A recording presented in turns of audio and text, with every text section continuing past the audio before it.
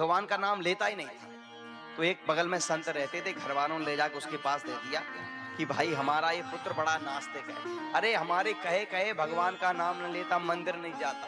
तो संत उन्होंने कहा ठीक है मेरे यहाँ रोक दो, मैं देख लूंगा। उससे कहा कि भाई हमारे यहाँ रहोगे? बोले रह तो लेंगे पर भजन नहीं करेंगे। तो उन्होंने कहा ठीक है भजन मत करना, बस हमारे साथ रहो। ठीक है, संत ने उसको रख लिया, वो रह गया। अब कुछ दिनों में संत की उसकी मित्रता हो गई। एक दिन जंगल में संत गए उसको लेकर, उसने कहा कि देख भाई, आज तक मैंने तुझसे कुछ नहीं बोला, तू महीने भर का मेरे आश्रम पे खा पी रहा है मुफ्त में, तो एक बार बस मेरे कहने से तू राम कह। उसने कहा कि देखो पहले ही शर्त थी मेरी आते ही टाइम कि मैं आपके कहने से भगवान का नाम नहीं लूंगा, ये मुझे अच्छा नहीं लगता। बोले महात्मा ने कहा कि अरे ले ले एक बार मेरी बात मान जा। उसने कहा कि भाई अच्छा मैं लूं तो क्या फायदा?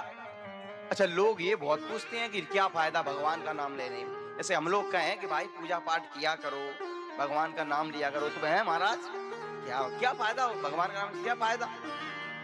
अच्छा अब लोग ये नहीं सोचते कभी कि गुटखा खाने वाले 60-60 100-100 रुपया के राजश्री विमल एक एक दिन में खा जाते हैं। अब वो ये नहीं पूछते कि भाई गुटखा खाने में क्या फायदा, बीड़ी वाले 4-4 बिंडल फूंक देते हैं दिन में, वो ये नहीं सोचते कि बीड़ी पीने से क्या फायदा। गांजा वाला चिलम पी के कहीं भी गिर जाता, वो ये नहीं सोचता क्या फायदा। दारू वालों ने घर मिटा दिया, वो नहीं पूछते क्या फायदा। अरे एक भगवान का नाम ही मिला है तुमको फायदा पूछने के लिए, ये भी बिना फायदा के लेते रहो। अरे लेते रहोगे नुकसान नहीं करेगा, कल्याण ही करेगा, लेते रहो। उसने पूछा कि महाराज नहीं नहीं ऐसा नहीं। तो संत भी संत अगर अपनी पे अड़ जाए तो, एक तो होती है बाल हट, एक होती है त्रिया हट। ये तो आप लोग जानते हो घर गृहस्थी वाले हैं। एक बाल हट, दूसरी त्रिया हट, और तीसरी होती है साधु हट। अगर साधु भी किसी बात पे अड़ जाए तो पक्का ही समझो मारा। तो साधु ने कहा कि देख ये है जंगल और आसपास 1-2 किलोमीटर तक कोई नहीं है, और मैं हूं तुझसे मोटा ताजा। अगर मैंने तुझे दबा लिया तो तेरा गला दबा के राम कहलवाऊं, पर आज राम तुझे कहना पड़ेगा। उन्होंने कहा कि क्यों बाबा के नीचे पच के मरना बर्बाद, ठीक है एक बार कहना, एक बार बस एक बार। उन्होंने कहा ठीक है राम। बोले बन गया काम, अब कुछ नहीं करना, कभी मत लेना, चला जा। बोले रुक रुक एक बात और सुन जा। क्या? बोले ये बात याद रखना कि कोई तुझसे इस राम नाम के बदले में कुछ मांगे तो ये कह देना कि मुझे कुछ नहीं मांगना, आपको जो चाहिए सो दे। बोले ठीक है। अब कुछ दिन बाद उसकी मृत्यु हुई। जैसे उसकी मृत्यु हुई यमराज के यहाँ गया तो उसकी हिस्ट्री निकाली गई। चित्रगुप्त मतलब पहले तो खर्रा चलते थे, अब लैपटॉप लेने लगे होंगे शायद। तो जैसे ही निकाला तो देखा कि महाराज ये तो बड़ा पापी है, इसने तो कभी कोई अच्छा काम किया ही नहीं, बहुत पापी पाप किए हैं। बोले फिर भी एक आध, बोले हाँ एक बार एक संत के कहने से इसने राम नाम लिया। तो बोले ठीक है उसका फल पूछ लो, इससे क्या चाहता है उसके बदले में, और उसको नरक में डाल दो। उससे पूछा कि भाई एक बार तूने राम का नाम लिया था, बता क्या चाहता है। तो उसको वो महात्मा की बात याद आ गई। उसने कहा कि नहीं नहीं मुझे कुछ नहीं चाहिए, आपको तो जो मिलता हो सो दे दो। तो अब यमराज ने अपनी पूरी डाली इधर से उधर 4-5 बार पलट ली, पर उसके खाते में उसका कोई हिसाब ही नहीं था कि राम नाम का। उसके तो नरकों का और पापों का हिसाब है कि ये काम करो तो इस नरक में डाल दो, ये काम करो तो इस नरक में डाल दो। अब वो बड़ा परेशान, अब क्या करें। तो बोले अब अपने मामला नहीं है, अब इसको और ऊपर ले चलो। हाई कोर्ट ब्रह्मा जी के पास गए यमराज, और साथ में वो पापी। बोले ब्रह्मा जी प्रणाम, बताइए कैसा आना हुआ। बोले ये पापी इसने जिंदगी भर कुछ अच्छा काम नहीं किया, बस एक बार राम का नाम लिया था। बोले इसका क्या फल है आप बताओ। बोले मेरे तो 4 मुंह, मैं तो चारों वेदों का पाठ करता रहता हूँ, और बोले मैं नहीं बता सकता राम के नाम का क्या। अब बोले शिव जी के पास जाओ, वो बताएंगे, वो खूब राम राम जपते हैं, शिव जी राम राम खूब जपते हैं। तो गए शिव जी के पास, शिव जी प्रणाम, आइए बताइए ये पापी इसने जीवन भर पाप किए हैं, पर बोले एक बार राम का नाम उसने एक संत के कहने से ले लिया, इसका क्या फल है। तो शिव जी बोले कि भैया क्षमा करना, राम का नाम तो सबसे ज्यादा मैं ही लेता हूं, पर सच्ची सच्ची तो मैं भी नहीं बता सकता कि एक बार राम का नाम लेने का क्या फल है।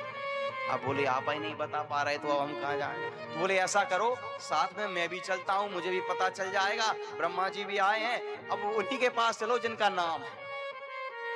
तो सब लोग उस पापी को लेकर के ब्रह्मा जी, धर्मराज, भोलेनाथ और राम जी के पास पहुंचे। अब महाराज राम जी के पास गए, प्रणाम, आइए।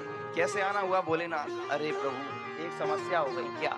बोले ये पापी, इसने जिंदगी भर पाप ही पाप किए हैं, बस बोले एक बार बस एक संत के कहने से इसने राम का नाम ले लिया था, तो उसका क्या फल है ये हम लोगों की समझ में नहीं आ रहा। ना ब्रह्मा जी बता पा रहे, ना भोले बाबा। तो आप बताइए आपका नाम है। तो राम जी मुस्कुराते हुए बोले कि देखो देवताओं, नाम तो मेरा ही है, पर क्षमा करना साची साची तो मुझको भी नहीं पता कि एक बार राम का नाम लेने का क्या फल है हमारा। बोले अब क्या करें? बोले अब जो हुआ सो हुआ, इसको तुम यहीं छोड़ जाओ और आप लोग यहां से पधारो। तो महाराज ऐसा ही हुआ, उस एक राम नाम के प्रताप से वो ऐसा निरस्त पापी भी आज भगवान के धाम में पहुंच गया। बोली भक्त वत्सल भगवान की जय हो। इसलिए उस भक्त ने कहा, कहो कहाँ लगी नाम बढ़ाई, राम न सकही नाम गुण गाय। राम नाम कर अमित प्रभावा, वेद पुराण उपनिषद गावा। इसलिए जो भी प्रेम से भगवान का नाम लेता है, बस हमारी कामना कुछ नहीं होनी चाहिए भगवान के प्रति। भगवान खूब कृपा करते हैं। जब बताइए एक बार राम का नाम लेने से भगवान श्री राम उसे मिल गए, तो हम तो भैया 7-7 दिन की आपने कितनी भागवत सुन ली होंगी, हमारा तो पक्की है। पर ऐसी नहीं है, अब आगे भी बहुत कुछ है, उसका भी हिसाब लगना है। तो गंगा जी नहाने के बाद ऐसा नहीं है कि आप कर्म करना छोड़ दो तो कुछ नहीं हो जाए। गंगा जी नहाने से पाप तो कट जाते हैं, पर उससे आने के बाद फिर जो आपसे भाषा ही कभी कभी विदाउट टिकट भी आ जाती है, वो पाप भी तो आपके खाते में चढ़ता है। तो भगवान के प्रति भक्ति अहेतुकी होनी चाहिए।